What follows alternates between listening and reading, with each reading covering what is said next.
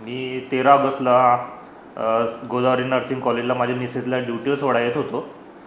साखेगावच्या दरम्यान 8:30 सव्वा 8च्या दरम्यान आमचं बसमुळं अपघात झाला.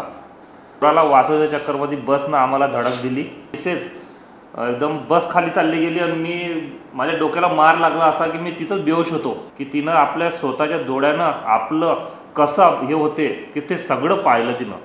गोदावरी नर्सिंग कॉलेजमध्ये इथं ड्युटी करायचं AC अदनान सर होते तिचं नाव.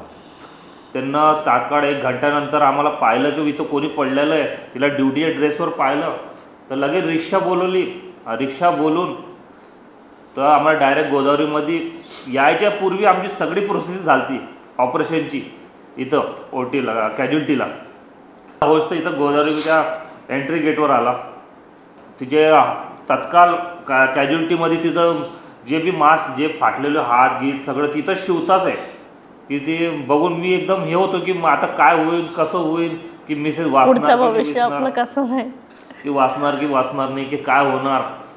मी म्हणजे खूपच एवढं चांगलं आहे की सगळ्या स्टाफनी दवाखान्यातले सगळ्या स्टाफनी खूप मदत केलेली आहे. पैशाची ब्लडची जेवढं सगळं लागत होतं सगळे माझे कॉलेजची मैत्रिणी माझे क्लास टीचर माझे कॉलेजचा पुरा स्टाफ आणि हे दवाखान्यातलं बी सगळे स्टाफनी एवढे चांगली मदत केली की म्हणजे कोणत्याही गोष्टीची आणि कोणत्याही दवा पाण्याची कमी नाही झाली मला. आणि एवढी चांगला उपचार दिला मला की मी त्यांच्यामुळेच वाचली आहे असं म्हटलं तर चालते.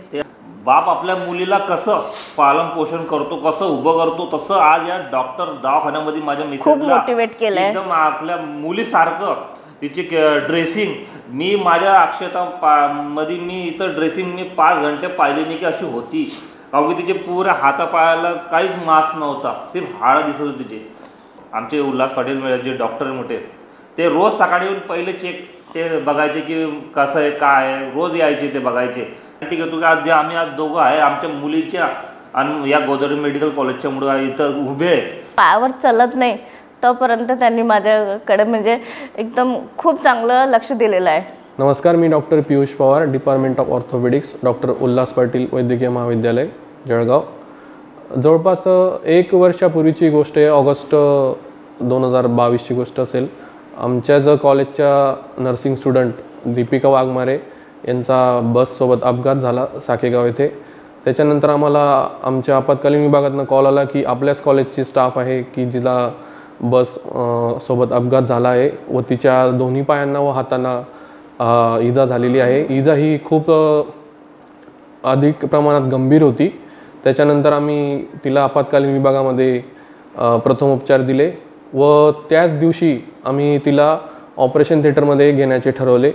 जे काही प्रथमोपचार जसे की वुंड वॉश वगैरे ते आम्ही आपत्कालीन विभागात दिले.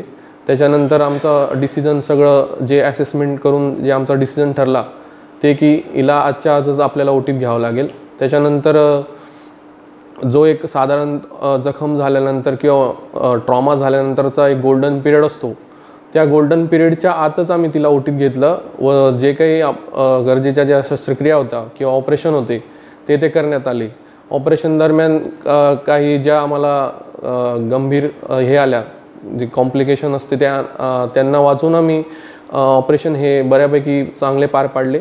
व या ऑपरेशनमध्ये आम्हाला सगळ्यात जास्त आम्हाला जी मदत झाली ती आमचे मार्गदर्शक डॉक्टर प्रमोद सारकेलवाड, त्याच्यानंतर माझे सहकारी डॉक्टर चाणक्य डॉक्टर प्रसाद, त्याच्यानंतर जो भूलतज्ञांचा स्टाफ आहे डॉक्टर हरिकेश डॉक्टर संदेश शीतल मॅडम यांचे आम्हाला बऱ्यापैकी सहकार्य लाभले. व जी स्वतः पेशंट आहे तिनेही खूप हिंमत दाखवली आणि आमच्या याला बऱ्यापैकी साथ दिला.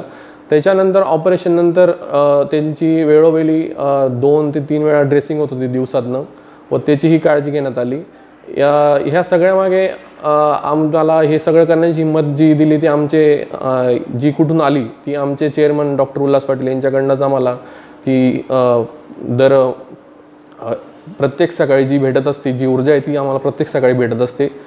सगळं ऑपरेशन झाल्यानंतर व ड्रेसिंग वगैरे सगळं हे झाल्यानंतर याच्यात एक मेन पार्ट येतो तो म्हणजे फिजिओथेरपीचा, जो की आमच्या डिपार्टमेंटचे डॉक्टर सौरभ पाटील हे बघत होते व कसा व्यायाम करावा कसे मूवमेंट्स कराव्या हे सगळं काही त्यांनी सुचवलं. बाकी आमच्या ऑपरेशनला व ड्रेसिंग वगैरे बाकी पूर्ण उपचाराला पेशंटच्या जी जिद्द आणि चिकाटी त्याचंही चांगली साथ लाभलेली आहे व आज 1 वर्षानंतर जे काही चित्र आहे ते तुमच्यासमोर आहे.